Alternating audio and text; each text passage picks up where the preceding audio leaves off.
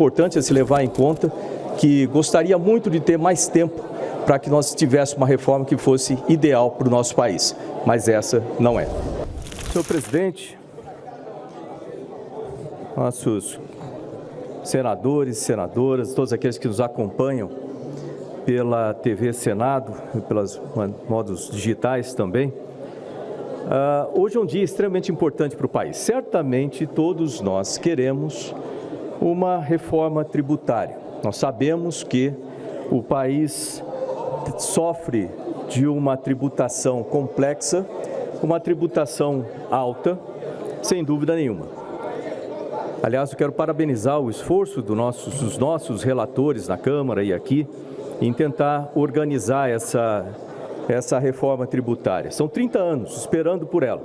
E justamente esses 30 anos nos garantem que precisamos ter calma, dada a importância dessa reforma tributária, calma e precisão nos resultados.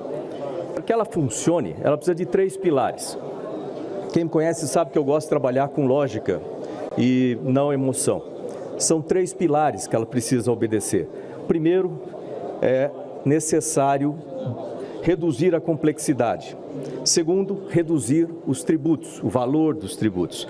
Terceiro, descentralizar. Eu convido a todos que já leram a reforma para dar uma pensada sobre isso e ver quanto a reforma obedece a esses 3 pilares. Lógico que 100% é impossível, mas no mínimo aceitável, nós precisamos ter uma redução na complexidade adequada, uma redução nos tributos adequada e uma descentralização importante para os estados, para os municípios. Vamos falar de cada uma dessas partes. Em termos de descomplicar, reduzir a complexidade. Isso é importante, sem dúvida nenhuma, para melhorar a complexidade, para melhorar a competitividade do país, reduzir essa complexidade. Mas quando nós vemos o que nós temos agora, na reforma, nós temos aí 5 impostos e eles não vão ser zerados, como eu vi aqui, a impressão que se deu é como se esses impostos, que o IPI, o PIS, o ICMS, o ISS fossem zerados. Eles não vão ser zerados, eles vão ser transformados em 2 impostos. O IVA realmente ajuda, mas isso não resolve nessa complexidade. Nós temos outros itens nessa complexidade que, na verdade, quando nós colocamos exceções, uma série de exceções, nós ampliamos essas complexidades e ainda corremos o risco de distorções e corremos o risco de injustiças com vários setores, e setores importantes, como o setor de serviços, como o setor de tecnologia e muitos outros setores. Distorções que nós vemos, por exemplo, no caso das montadoras. Nós temos aí, e eu coloquei uma emenda sobre isso, contrária à manutenção desse incentivo às montadoras, embora tenha o seu mérito no sentido de incentivar novas tecnologias, como motores elétricos, motores a hidrogênio, etc., mas não motores flex, que nós já temos essa tecnologia, principalmente focada em 1 ou 2 ou 3 empresas. Isso não é uma questão de sul contra norte, nada disso aí. Isso significa justiça com as nossas montadoras. Com relação à redução de tributos, o ideal é que nós tenhamos tributos menores. Nós já temos um tributo muito alto no país, nós precisamos reduzir. O aumento de tributos no país significa o quê? Significa que as empresas vão quebrar, significa que as pessoas vão perder seus empregos, significa que vão gastar menos no comércio e isso vai ter uma série de problemas associados. Para quem está assistindo e está pensando que essa questão de reforma tributária só mexe com empresários, com altas fortunas, vamos dizer assim, não. Isso aí mexe com todo mundo, porque esse tipo de aumento de imposto vai tirar emprego de muita gente, isso aí vai tirar a capacidade de sustentar as famílias, e isso significa aumento de custo para as pessoas, aumento de custo em tudo que nós temos. Eu vivi um período de alta inflação no país, isso é terrível, a gente não quer retornar a isso. Aliás, para reduzir impostos, é importante também que o governo pense em reduzir os seus custos, os seus gastos, E uma reforma administrativa é essencial para isso, aumentar a eficiência e reduzir o tamanho da máquina.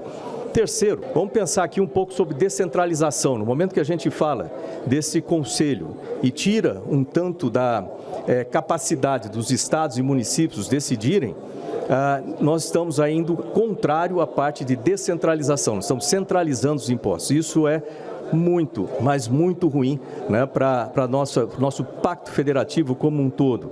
E isso, como eu falei, causa injustiça e uma série de coisas. Além disso, a gente pode falar a respeito da necessidade de transparência. Nós temos aí ainda uma série de necessidades em termos de leis complementares para que a gente tenha mais clareza com relação a essa reforma. No momento a gente não tem isso, mas teria capacidade de fazer, sem dúvida nenhuma, uma simulação adequada, de forma que nós tivéssemos a visão aí a curto, médio, longo prazo, que nós precisamos para tomar uma decisão com clareza aqui nessa casa e depois na Câmara também, sem dúvida nenhuma. E isso nós não temos. E isso é triste, porque você vai tomar uma decisão mais às escuras. Outro ponto importante é que se tenha a se levantar aqui, além dessa questão, dessa distorção com a indústria automotiva, nós temos também a relação da Zona Franca com o restante da produção no país. A existência ou a colocação de CIDs para produtos similares da Zona Franca significa taxar o restante do país para sustentar a Zona Franca. Isso não é uma medida que possa ajudar na união, né, como um todo, no sentido correto da união. Um outro ponto com relação à reserva, né, quando eu falo seguro reserva, né, para que não aumente de 3% para 5%, como está proposto agora, que isso aí, sem dúvida nenhuma, vai onerar os nossos municípios e isso não é bom para ninguém. Dessa reforma, pensando naqueles pontos da coisa ideal de nós termos redução de complexidade, redução de tributos, e isso significa redução de preços de uma série de coisas, e ter descentralização, nós não temos aí um nível de adequação que atenda os requisitos do país.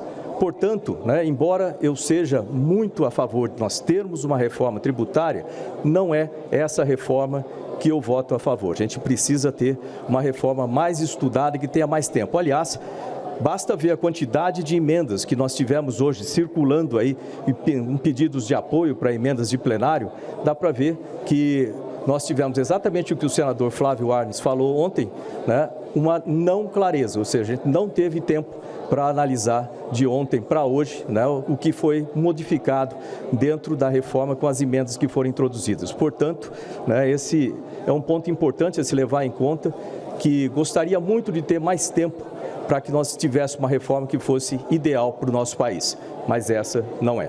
Obrigado, senhor.